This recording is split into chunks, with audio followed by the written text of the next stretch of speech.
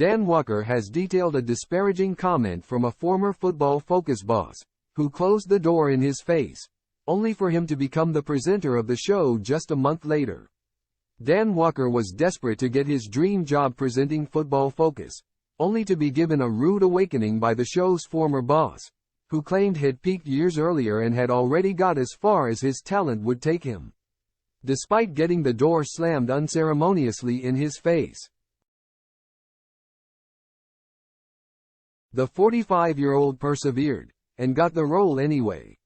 Speaking on a new podcast with host Charles Tyrwhitt, A Tailored Life, Channel 5 star Dan celebrated how far he'd come since that original disheartening comment. Reliving the meeting where he'd expressed that he'd love to be on the show, he shuddered. The person who was in charge of that program said, "There are some points in your life when you realize you've got as far as your talent can take you. And I think for you that was probably a few years ago." Basically, he was closing the door in my face, Dan explained. Accepting defeat, he added. I walked away from that thinking, right, that's fair enough, that's his opinion. I am going to add him to the list of people who think that you're not good enough to get where you want to get to. However, then there was a surprise twist in the tale. Literally within a month he had gone and I was the new presenter of Football Focus.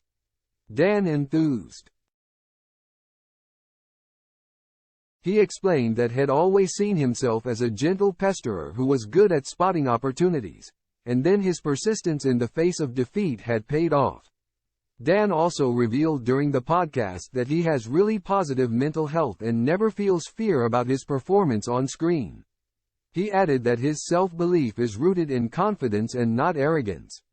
I am not arrogant to think that I am amazing and there's nothing I can't do. He reasoned, but I am confident in my ability and the work that I've put in over the years, and I feel that I can do a good job. That meeting wasn't the only difficult one Dan had encountered in his time, and in the past his religious beliefs have also been a barrier. Presenting himself from the start as a devout Christian, the TV host made it clear he wasn't willing to work on Sundays, the Sabbath day.